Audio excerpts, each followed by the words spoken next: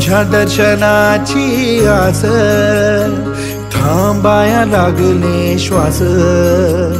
तूच करविसी तूच अनंता, सावळ्या राया माझ्या भगवंता। पंढरीची माऊली तू, पंढरीची माऊली तू, सावळ्या हरी। ज्ञानोबा माऊली तुकाराम, ज्ञानोबा माऊली तुकाराम, ज्ञानोबा माऊली तुकाराम।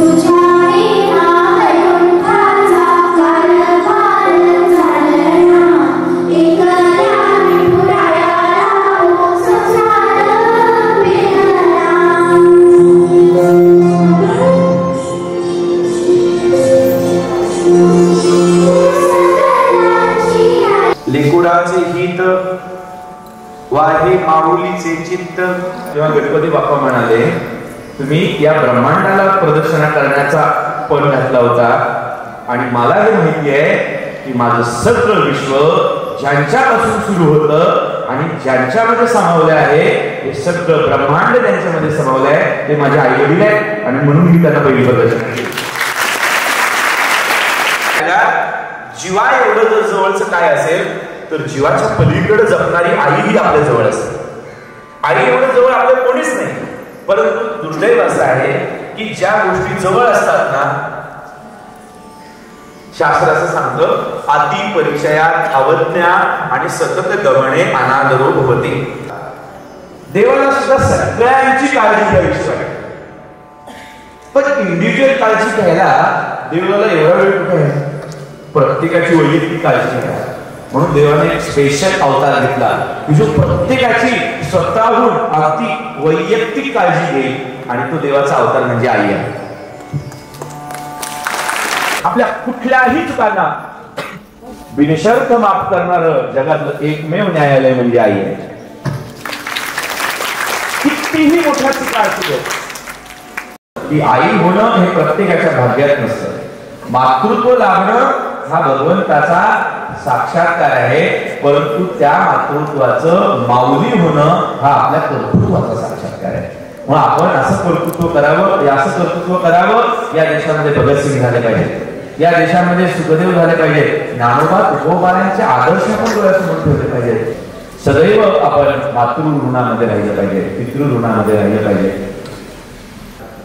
माझ्या आईला सुखाने झोप लागली असं काहीतरी केलं, माझ्या बापाला एक दिवस सुखाने झोप लागली असं काहीतरी केले। हे करण्यासाठी मुलांच्या मध्ये आपण प्रेमाने हे संस्कार रुजवले पाहिजे, आणि आईचं हे महात्म्य आहे। ती कळत कधी जेव्हा आई गेली तेव्हा, म्हणून ते का फार सुंदर कविता आहे। अंबरून वासराले चाटती जवागाय, तिच्यामध्ये दिसते मला तवा माझी माय, हो तवा माझी माय।